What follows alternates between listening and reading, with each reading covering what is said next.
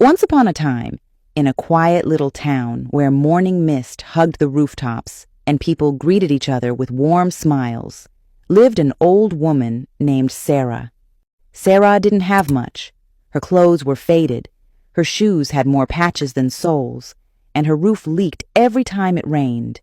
But you wouldn't know it by looking at her. She smiled like she owned the world. "Life is what you make it," she would say. "You can carry it with a frown or dance through it with a smile. I choose to dance." Every morning she walked around town, offering to run errands or help neighbors in exchange for a warm meal or a cup of tea.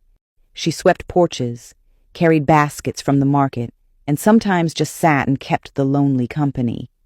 People adored her, not because she was rich or powerful, but because she made others feel seen. "Good morning, Sarah." "Morning, Elna. Need help hanging those sheets?" "Oh, you're a lifesaver. These kids have turned the house upside down." "I'll hang the clothes. You catch your breath and make yourself a warm cup of something." That was Sarah, always giving, never expecting. But one day, something happened. Something so strange, it would change everything. Winter was approaching. One crisp morning, Sarah picked up her old woven basket and said, "Time to gather firewood before the cold knocks." She walked into the woods, humming a soft tune.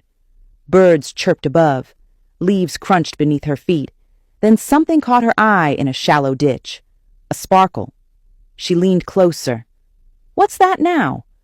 A pearl necklace, elegant, untouched, resting on a bed of moss.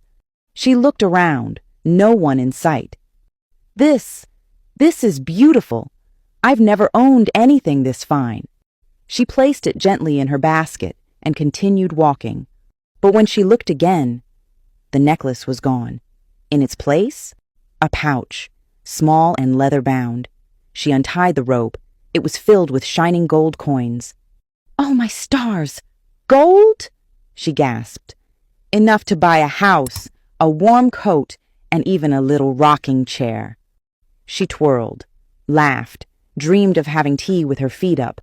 But as she blinked, the pouch shimmered. The gold vanished.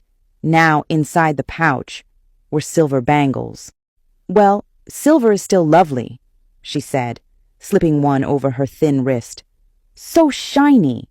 She walked on, but the pouch grew heavy. She set it down to rest. When she peeked again, the bangles were gone. All that remained was a smooth, heavy stone. Sarah tilted